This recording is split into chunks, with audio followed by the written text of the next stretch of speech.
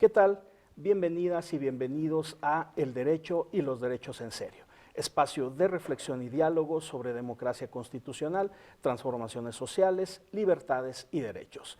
En esta nueva emisión vamos a estar conversando sobre un tema fundamental para la sociedad hoy en día y que tiene que ver con el medio ambiente y los derechos humanos. Ya en una emisión anterior estábamos dialogando con nuestra invitada, la maestra María Eugenia Campos Zavala, a quien le agradecemos por estar con nosotros, maestra, sobre este tema. Y pues desde luego es un privilegio conversar con usted, pero sobre todo por la importancia de este tipo de temas y de problemas. Por lo tanto, pues le reitero mi agradecimiento, maestra. No, el agradecimiento lo tengo yo hacia usted, doctor, y hacia su público, que en realidad es bueno que se interesen por estos temas, ¿no? Que a veces es lo que criticamos, ¿no? Claro. ¿Cómo incluimos a las personas en mayor actividad para que haya una gobernanza buena? Exactamente. Y estos programas ayudan a abrir mentes. Es correcto, maestra, desde la perspectiva también pues de personas que como usted han estado involucradas en la temática de los derechos humanos por varias décadas y que así se lo he reconocido en público y en privado como una de las mejores estudiosas que tenemos en nuestra entidad y también desde la perspectiva práctica y del activismo. Maestra, justo ligado con lo que acabamos de comentar, algunos constitucionalistas españoles mencionaban que en Iberoamérica desafortunadamente tenemos un lastre en el sentido de cómo abordamos la dinámica constitucional de la cual forman parte también los derechos fundamentales, evidentemente. ¿Y en qué consiste? ¿En qué consiste este lastre? Que en muchas de las ocasiones nos ocupamos nada más de los temas, pero no de los problemas del derecho constitucional. Y desde luego que los derechos sociales, los derechos colectivos, los derechos de cuarta generación, como queramos llamarles, pero en los cuales está incluido el derecho a un medio ambiente sano, forma parte de esta disyuntiva, maestra. Usted en el programa pasado nos hizo un extraordinario recorrido histórico sobre, digamos, la firma de distintos tratados internacionales desde la década de los años 70 a la actualidad en la temática medioambiental. Ya lo reflexionábamos también y nos percatábamos de que estamos hablando de ya más de medio siglo de tratados internacionales en materia ambiental. También hacíamos alusión a que sigue haciendo falta mucho, pero sin estos instrumentos estaríamos aún peor. Por lo tanto, pues ha sido loable el esfuerzo de Naciones Unidas en este sentido, pero también condenable la falta de compromiso político y de voluntad de algunos actores, como lo vamos a revelar. Maestra, justo en este año, en 2024, va a tener lugar en Colombia la COP16 en materia de biodiversidad, la Conferencia de las Partes, donde, dicho sea de paso, en una red internacional de investigación donde formamos parte, tanto usted como yo, con la Universidad de Antioquia en Medellín, Colombia, vamos a estar también colaborando, poniendo nuestro granito de arena sobre las reflexiones que trae lugar esta COP. La biodiversidad, el cambio climático, la contaminación son algunos de los grandes temas y problemas medioambientales de nuestro tiempo, maestra. ¿Cómo desde una perspectiva de derechos humanos es necesario abordar dichas temáticas, maestra, y también retomando el tema que ya mencionábamos en el programa anterior de la gobernanza y de la información en materia medioambiental? ¿Cómo la sociedad civil, cómo la ciudadanía debe nutrirse de información y desde su parte, desde su perspectiva, coadyuvar en posibles propuestas para mejorar estos temas, por ejemplo, lo que vamos a abordar en la COP16, que es la biodiversidad? Así es, doctor. En primer lugar, pues siempre muy agradecida por abrirme las puertas a estos grandes eventos y efectivamente creo que es muy importante que esta cooperación entre las partes se pueda difundir a todas las personas para entender la necesidad de hacerse parte también, Claro. ¿no? Para entender la necesidad de valorar qué tanto significa que yo conozca, que él conozca, que todos conozcamos de la biodiversidad y del medio ambiente en general. Hablábamos de gobernanza y no podemos, hay gobernanza buena y gobernanza mala, lo cual a mí me resulta un poco extraño, pero no podríamos tener una gobernanza buena si no tenemos esa conciencia de lo que buscamos y lo que queremos defender y cómo. Una gobernanza mala sí sería que nos dejáramos y que fuéramos peones de los intereses de alguien más. Entonces, todos estos eventos es bien importante que la academia y la sociedad civil organizada y notificada pueda participar para proteger la biodiversidad, que es lo que nos hace tan rica esta región de Latinoamérica. Claro. Entonces, si de pronto vamos perdiendo especies, que lo vamos haciendo día con día, vamos perdiendo recursos naturales, trae consecuencias. O sea, es bien importante ver las consecuencias. ¿Qué podemos hacer? Creo yo que, bueno, aquí voy a poner un ejemplo para que personas, y si nos están viendo niños o niñas, sería súper bueno, porque todas las personas podemos hacer algo. Y estoy pensando en acciones tan simples como identificar el champú en barra. ¿Quién se le ocurre que el champú venga en barra? A una persona que de pronto dijo, esto es pura agua. ¿Cuántos camiones se gastan, cuánto combustible se gasta en transportar las botellitas de champú, el plástico en el que viene la botella de champú que trae pura agua? Cuando me lo voy a poner en el cabello con agua, ¿qué no es más fácil transportar una pastilla de jabón y que esa pastilla de jabón ocupe menos espacio en los camiones? Y entonces el consumidor va a decir, bueno, pues ya se le ocurrió a alguien inteligente, bueno, pues ahora yo contribuyo. La leche en polvo, o sea, todos estos pequeños cambios contribuyen en mucho, en mucho. Entonces, tenemos un mundo biodiverso que tenemos que cuidar y tenemos además esta obligación de ser partícipes en ese cuidado. Pero tenemos también una legislación, como decíamos la otra vez, que tiene que ser firme, que tiene que ser dura y un constitucionalismo que nos obligue a participar. Entonces, yo creo que aquí es donde estamos un poco perdidos y yo lo veo en nuestro país. Creo que algunos países como Colombia, como Perú, como Ecuador, tienen, como Bolivia, más avance en esta materia, donde hay más responsabilidades medioambientales. Creo que México se ha dejado más del consumismo y no ha luchado por buscar una economía circular. Así es. Creo que la palabra desarrollo la tenemos en el centro. Creo que en el centro tiene que estar la palabra biodiversidad.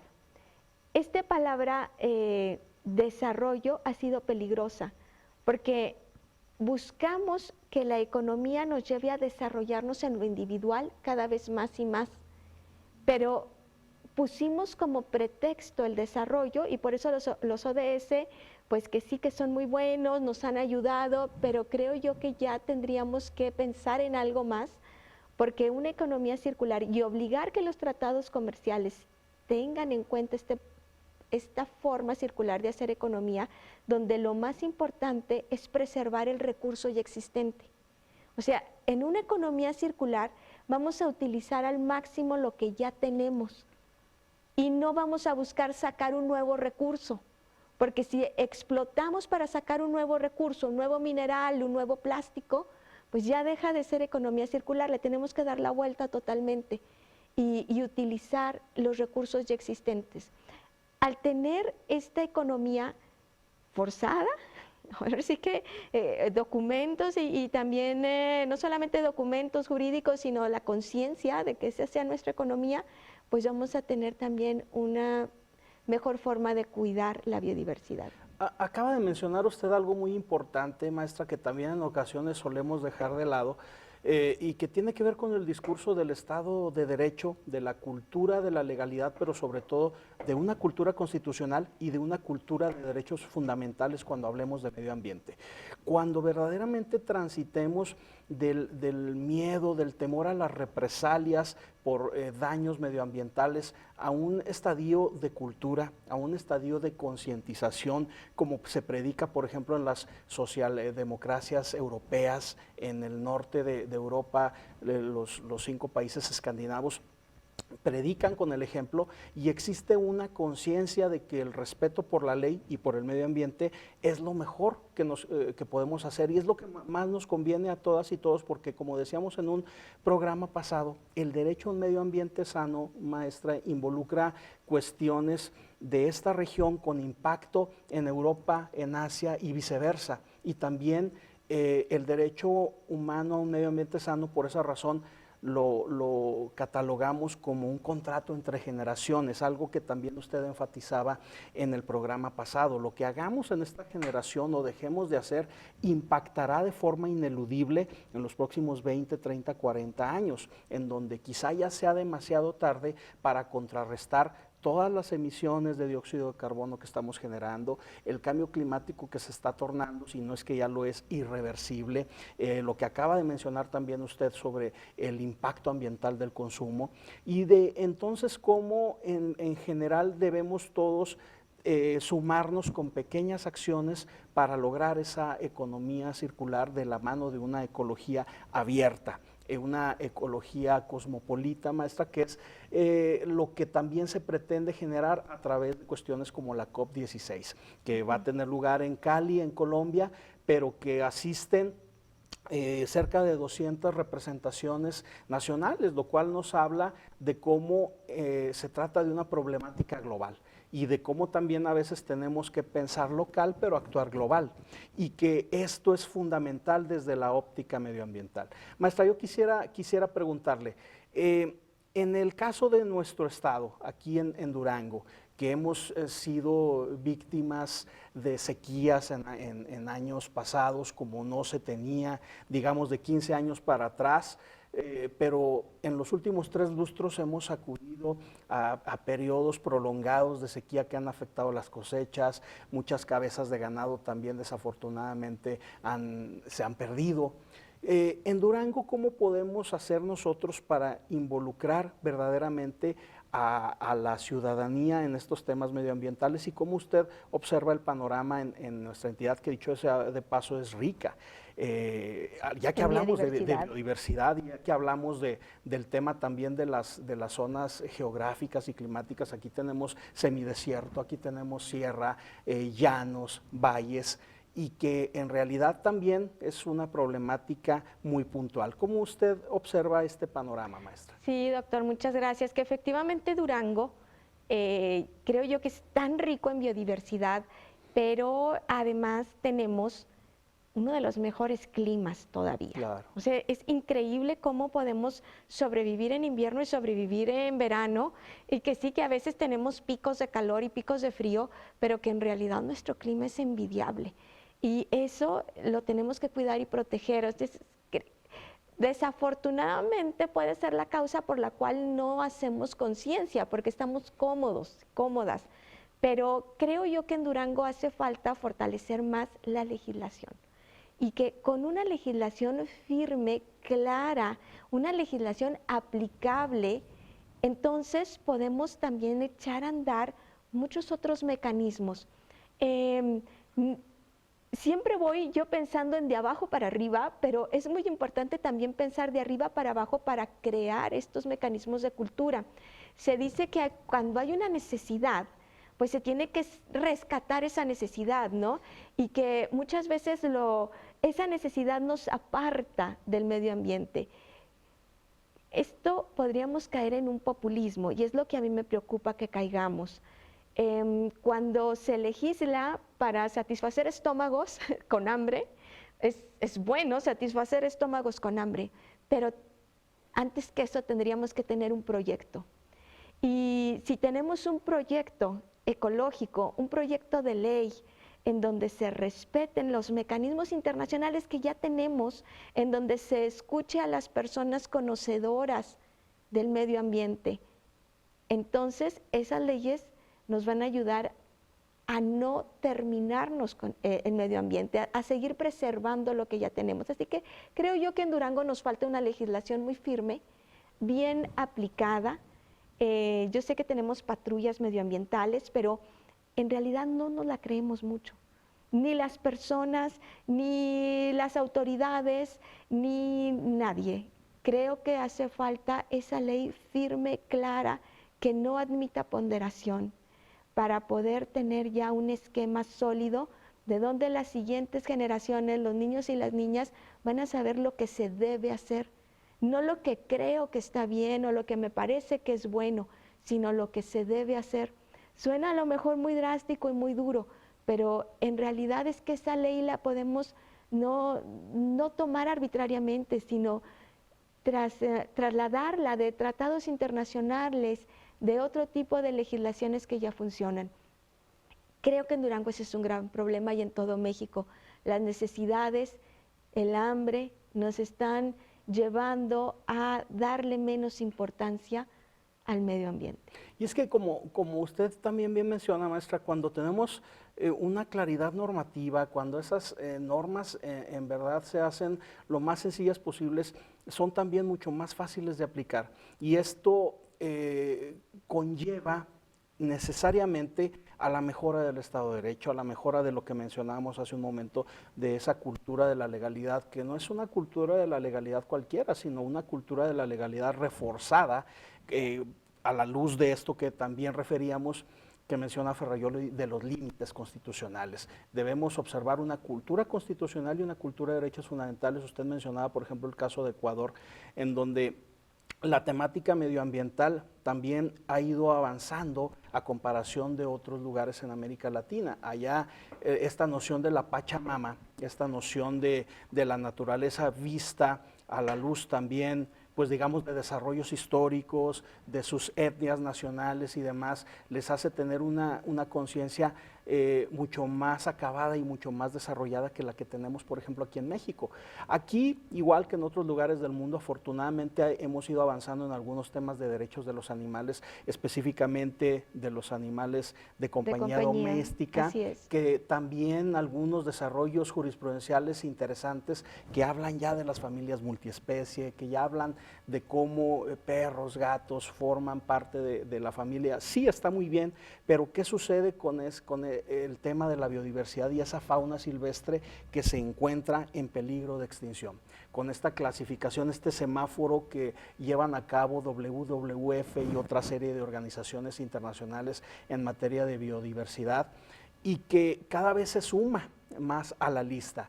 Lo que nosotros veíamos, el tigre de Bengala hace tan solo algunos lustros, era, digamos, el escenario de las películas de Disney y demás, y hoy es una de las especies más amenazadas en el mundo, por citar nada más un ejemplo de los muchos que hay.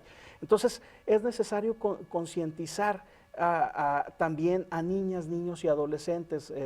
Maestra, usted en la comisión y en su trabajo académico también ha trabajado mucho con este tema, y no me dejará mentir que si desde tempranas edades empezamos a inculcarles la importancia del medio ambiente, de los derechos humanos, de la biodiversidad, podremos tener generaciones más comprometidas en el mediano y en el largo plazo. No sé cuál sea su opinión. No, totalmente de acuerdo, doctor. Creo que es bien importante que todas las autoridades, como así lo menciona, las leyes que hemos mencionado, que hemos dicho, todas las autoridades tenemos que entender el artículo 1 constitucional. Y entonces ahí vemos las obligaciones que se tienen. Una obligación del Estado es promover. Entonces, desde ahí la promoción. Pero ¿qué pasa si no promueve? Nada, no pasa nada. Y ese es el problema, que de pronto empezamos a promover otro tipo de derechos humanos, lo cual es muy bueno, pero los derechos medioambientales no los promovemos. Proteger, respetar, garantizar.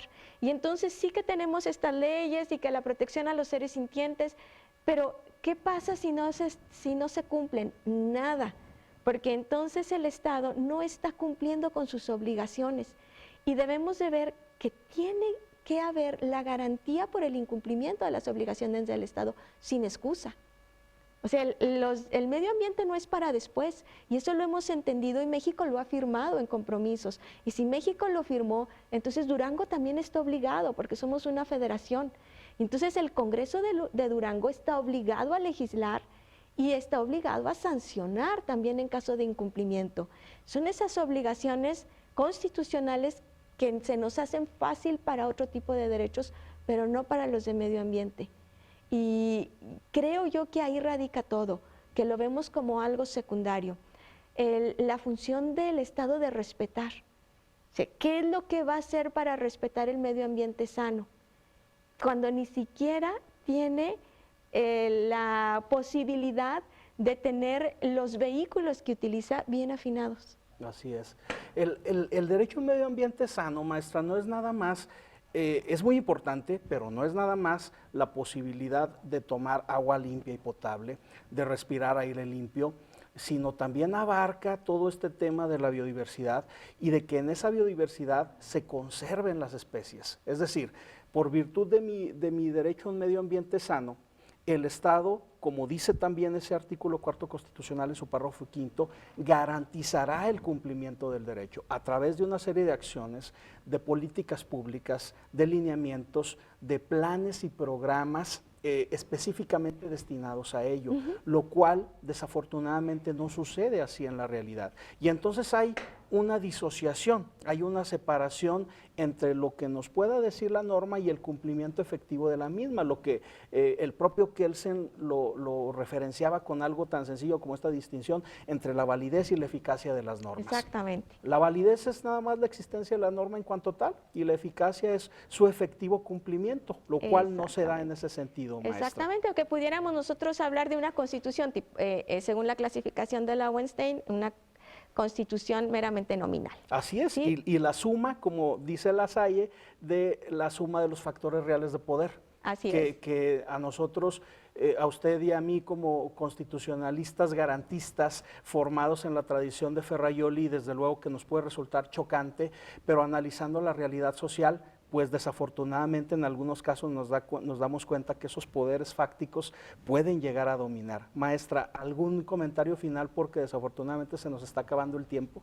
Pues nada más, muchísimas gracias, doctor, por la invitación, agradecerle a usted, a su público y pues invitar a todas las personas a que tengamos un compromiso tanto individual en la protección, preservación del medio ambiente, que no comparemos desarrollo individual como lo máximo, ¿no? Y evitemos la protección del medio ambiente y que exijamos a las autoridades a que haya censos sobre las especies, a que nos informen, preguntemos y preguntemos, aunque seamos latosos, que nos informen. Ya vimos que la información es muy importante dentro del derecho medioambiental, tiene muchas aristas y una es la información, que no seamos pasivos porque es un derecho que no lo voy a utilizar yo hoy nada más, sino que es un derecho que está garantizado para generaciones futuras.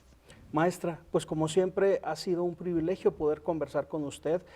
Aprendemos mucho de este tipo de diálogos, de deliberaciones con expertas de su calibre y pues la invitamos cordialmente a que en un futuro, dependiendo de su muy apretada agenda, nos siga acompañando para seguir analizando temas de coyuntura en el asunto de los derechos humanos, del medio ambiente, que debe ser una reflexión incluso cotidiana. Pero de momento le agradecemos mucho y esperamos contar de nuevo con usted. Es un placer, muchas gracias, doctor. Muy amable, maestra. Y a nuestro auditorio del Derecho y los Derechos en Serio, como siempre les agradecemos el favor de su atención y les invitamos a estar con nosotros en una próxima emisión.